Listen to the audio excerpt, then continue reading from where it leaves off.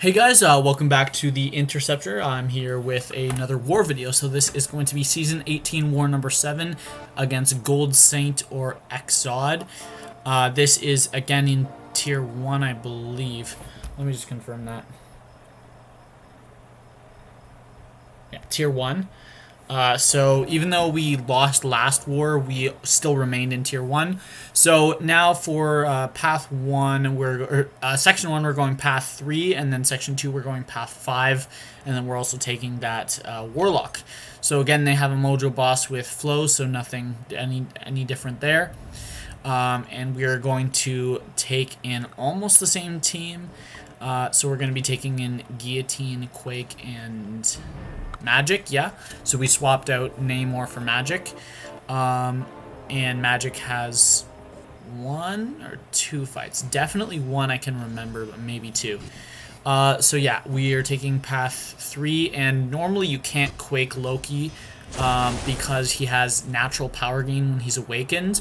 But since this is an unawakened Loki, we can Quake it. Also, some of these clips today are going to start with like the Apple iPhone recording screen, and I'll just have to skip past that because the clips literally just, for some reason, it was impossible to edit them. I did the normal thing that I do for editing, and it says editing failed. So I tried many times. It didn't work. Tried for about 20 minutes, but I finally gave up. So now we're going to be boosting up, and we're going to be taking this fight with Quake. So I think he is a control defender, so that means we won't be using any heavies. But since we have class advantage and we're running full suicides with boosts, there's really nothing to worry about for this fight. So you can see just by holding heavy, we've taken off almost 10% of his health. And then look at that, he's down to 58%. So this is going to be a very quick 3-cycle Quake fight. So not hard at all. We're losing a fair amount from the suicides, but it's honestly not a really big deal. We just threw off 1 heavy there just because I really didn't care if he gained any power because I could just parry.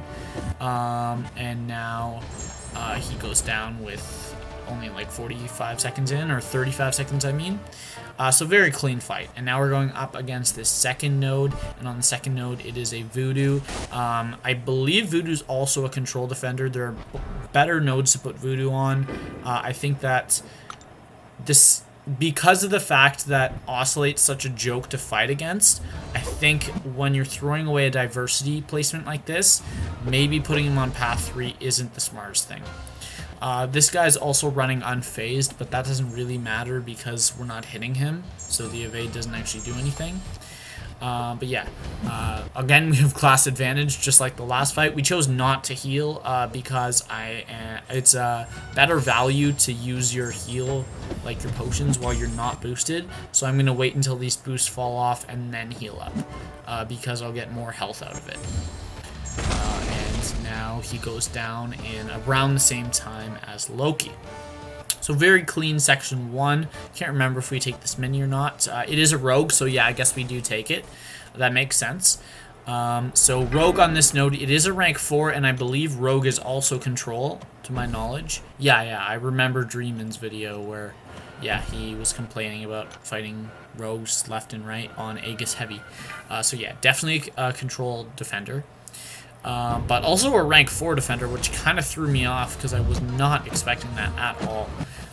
But yeah, for some reason, rank 4 on defense, very, very rare to see, especially in Tier 1 Alliance War. Not really what you want to see. What you want to see, but not really what you want to have if you're in that level.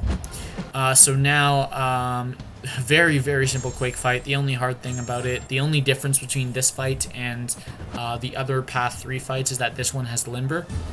But Rogue kind of has a natural Limber, so it's basically the exact same as fighting a normal Rogue fight. I did throw off a heavy there because I thought it would kill, but we're just going to wait out 1 more cycle, and then she's going to drop by herself anyways. So yeah, very clean and fast fight. Another 50 seconds, and I believe I also didn't heal up for that one, so that was kind of smart as well. So now let's go into the middle section, where I believe I have a fight. No, I don't. 2 Iron Man Infinity War. Okay, that's fine. So now we go into this other clip. This is the one that I couldn't edit. There's another one after this as well. But we just have this unblockable nodes on path 5. So we're not boosted yet, so we're going to heal up first because it's better value now.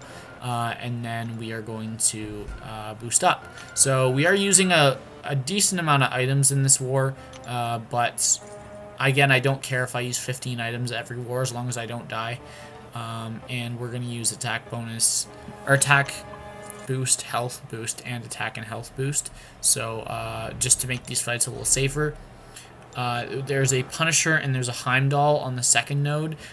One of these fights I needed to use to get my charge with Guillotine, and I decided to make that fight against the Heimdall just because I felt a little safer. But then I discovered that this guy was running Suicide, so probably would have been better to use Guillotine in this fight, but it doesn't really make a difference. So there, I actually somehow did get hit. I guess I just wasn't really paying attention during his unblockable, but luckily he only hit me like once or twice. And we are going in another phase. To my knowledge, this guy is as well a control defender, so we're not going to be hitting him with any heavies. But one more cycle here, he goes down. Even without the suicides, he probably would have gone down in either that cycle or one more. So it didn't really matter that he placed with suicides, but all that told us is that there's an Elsa on path 7. So now we are going up against this Heimdall. It is a 6-star rank 1, so very unusual to see.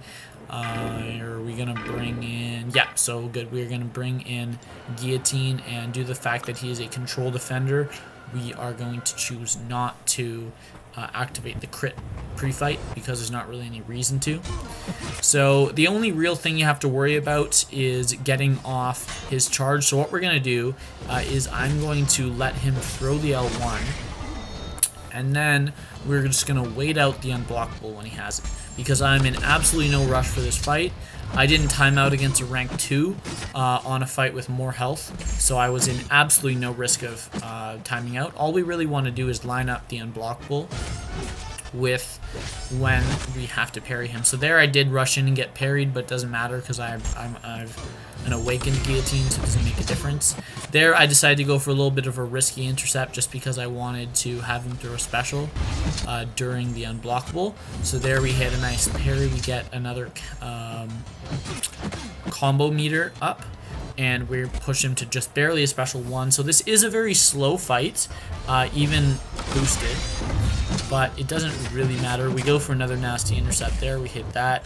Pretty good one. Not nasty, but you guys know what I meant. So now I throw, trying to get him to throw another L1. Also, it kind of surprised me just how willing to throw an L1 he was in this fight, because if you guys don't know what this node is, this is L2 bias. So he's not going to be willing to throw L1s very often, but this fight he just was. So there I realized that he was almost going to die, so I chose to throw my special 3 right away out of this L1. Luckily all of my hits didn't get degen, or I probably wouldn't have been able to pick up the charge against this fight, but we were able to, so that is good. So now our guillotine is charged up in case we need it for the boss. So next up we are taking, let's wait for it to load in. I waited for path 4 and 6 to clear. Path 4 already cleared, I guess. You can't Quake Mysterio on this node, so we're going to be going up to the next clip. This is another one I couldn't edit, so you guys are just going to have to see this start of this part of the recording starting. So now we have all these minis on the right side as well. I'm going to take all of them. So first up we have this Warlock on Safeguard and the block node. What's it called? The one where they gain power when you hit on their block. I can't remember exactly, but we're gonna boost. We're gonna heal up before we boost, just to make this nice. And here we're gonna use a 6-hour boost. The reason I use a 6-hour boost is because I took this fight a little earlier than I normally do, and then what I did is I made sure that these boosts were still around for when we had to take the boss down. So the one I was thinking of was Kinetic Instigator. The other node that's on here doesn't actually do anything to the fight. It's just like a kind of a very minor background thing. But Quake actually ignores Safeguard, so it's actually an excellent matchup here. Other than Medusa, I would probably say that Quake is the best matchup to this node. You can definitely finish this Quake, this fight faster with Medusa, and if we had a Medusa planned for this, then we could have done that, but it just didn't really fit into the war. We normally only bring Medusa when we see Warlock on physical resistance, the left side mini boss in the final section, the second one. But it's a very normal Quake fight, and it actually kind of warms me up for a fight I'll be taking later in this war. And last war, I took a debuff immune Warlock on node 55, and we're gonna do that again this war, so that's going to be good. 2 wars in a row.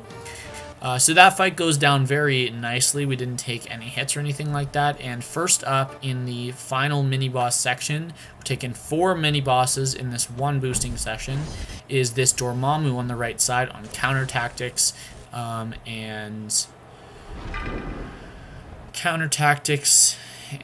the one with the armor ups. How am I completely blanking on all node names right now? Like, I could probably name every single node on the entire Alliance War map, except for right now. I don't know why. But yeah, we're going to throw on the regeneration boost. What's it called? Breakthrough. Breakthrough. There we go. Okay. All I needed to do was see that little icon, the blue one, and then I instantly remembered. So the regen boost, I've never actually used a regen boost in war before. It's more useful when you're not using poison suicides or when you're using a poison immune champion, but it does do a good job of almost counteracting the damage that we lost. So we are still losing health, but we definitely probably lost about 5 to 6% less because of that boost. So Dormammu on this node, like I've said before when I've taken this node, is incredibly easy to Quake. This node is pretty much a joke unless you get like a double hit defender or something like that, or a Iron Man Infinity War Night Thrasher.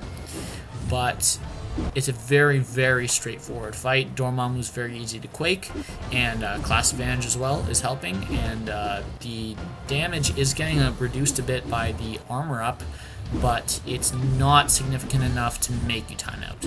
So he has 15% left. We're going to have one more cycle. He's almost going to drop, and this is when I realized, I kind of have to do one more. So not really a problem. He's at 2%. We just got to finish this cycle, and he is down. So there we go. He goes down in 1 minute and 20 seconds, so not bad at all. Let's go into this next fight there. 0 hits, that's pretty cool. And we are going to be taking this Sim Supreme on Enhanced Regen and Strike Back plus 60% armor up. I believe those are the 3 nodes. Yeah, let's go. Okay, I got all 3 right. And then we are going to be taking this with Magik, of course, because Sim Supreme is a flow defender. I was considering using a special 2 boost, but in this fight, since he just doesn't gain power very fast, there's not really any reason to. Not having the poison suicides off, it's kind of hurting a little bit in this fight, but it's not the biggest deal. If I want to throw an L1 at some point to nullify, I could have done that, but then I don't guarantee getting to my next special 2, so that's not really worth it. But yeah, here we're just parrying, going in for 4-hit combos. Normally, if I was really like forced to, so if this was a rank 3 6-star, I'd probably be doing intercepts in the corner, but in this fight there's absolutely no reason to. All it does is it adds a little tiny bit of risk in the fight, and in such an easy fight there's absolutely no reason to do that. So we are critting a lot, so he basically always has the 3 charges, except for our last 2 special 2s, which none of the hits have crit. But there we go, we throw another special 2, and because of the strike back, you actually, even though the opponent never gains the bar of power from strike back, you do gain a bar of power yourself from power draining them. So 91-0, not a bad fight, pretty fast. Now we're going to be taking this Warlock. I believe this is a rank 2 6-star. Yes, it is. So that's slightly more health than the 565 that we faced last war. So it's basically an identical matchup. The only difference is that it's going to be ever so slightly longer. So, of course, you guys know this guy is a flow defender. This is debuff immune crit resistance. So basically the perfect node for Quake. Crit resistance, she never crits because she never makes contact with the opponent, and she ignores debuff immune because you'd like to play with Quake that way. I didn't mean to say like she ignores it, but it just doesn't bother her really. So now we are quaking in our own corner, and we have enough health. Unfortunately, we had to heal up again. The regen boost did not stick all the way through all 3 fights, unfortunately. Right, as this is a very easy fight, as I just took it the previous war. So we're doing good up against this corner, and he is down to 64%. So 40 seconds in, that means this fight will take about 1 minute and 50 seconds approximately. Maybe a slight bit less than that, but now he's at 52%. We're doing pretty good, and I don't think we actually get hit in this fight, if I recall correctly. I know it's kind of boring to watch all these Quake fights over and over again, but it really is the best way to do these fights. And if you're watching a skilled player play, even if it's the same thing over and over again, just to like learn it. I mean, for the longest time, I couldn't Quake like this. I only learned how to Quake like this last season, like mid-season 17, is when I first started taking Quake fights in Alliance War. But yeah, I think we're good. So I used to watch people do this all the time before I learned how to. So now, with halfway through the fight, he is down to 6%, so all we need to do is end one more cycle, and this guy is going to go down. He does end up going for a hit against my shield, because I ended up blocking, and he went for the heavy, which even if it crit and inflicted the guaranteed bleed, he probably wouldn't have killed me. So that is going to be the end of this clip, but not the end of my war. So unfortunately, our boss guy went in, tried so hard, and did not manage to solo the boss. So he actually died once, and then he revived and went in again, and he died again. So we're going to come in with Guillotine as we have the next best option to Magik, and we are going to clean up. I would have taken second go, so he wouldn't have had to revive, but I am running poison suicides, and for 1 attack bonus, it's not really worth fully redoing your masteries. For like 2 or 3, I can definitely see it being worth it, but at this point, it just wasn't worth it. So we are going to use our power drain pre-fight, and I know how to do this fight. All we have to do is make sure to evade his heavies, play into his prompts as much as we can, but unfortunately he starts at 3 prompts, so it's kind of hard to do. And I'll admit, this fight didn't start off great. He ends up throwing his L1 while we're dashing at him, so luckily he has a very forgiving time. We nailed that intercept right there, and now we just want to bait specials. So we get a dash backwards. There's nothing really we can do to prevent activating that. We're going to be throwing our L2 here. This is only for the damage, and then we're going to be baiting a special of our own. So he doesn't seem to want to throw it right now, so we end up pushing to special 2. But I was pretty confident this was going to kill him, so we bait another heavy. He's at 1%. We go in for the kill. So we do end up picking up 1 attack bonus. So that is going to be the end of this war for me. We went another war without dying. I was actually very happy about my performance in this war, taking so many Quake fights, and I believe I actually get one of the MVP spots for that. So now let's go into this final clip. Another one that didn't seem to want to get edited for some reason. So we're going to wait for it to load in. So yeah, there we go. Now let's go into war history. And did we win? We did end up winning. So we took the victory against Gold Saints. It wasn't really a close war at all. They died 84 times, and we only died...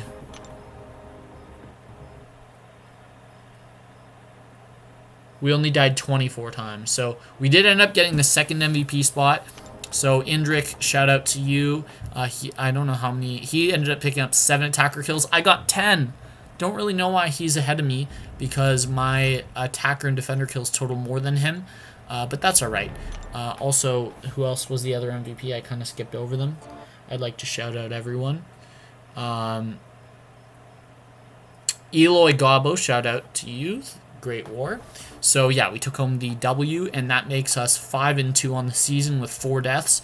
So since we died a bunch of wars in a row, and now we have gone, I think it's 3 wars without dying, but no, 2 wars without dying. Right, it's only 2. We're kind of picking everything up now. We're feeling a little better, and we are now Platinum 1, rank 6. So we're working our way back to Masters. We're trying to get there by... We're trying to get back into Masters by the end of War 9. So that's going to be it. I hope you guys enjoyed, and I will catch you guys in the next video. See you later. Bye.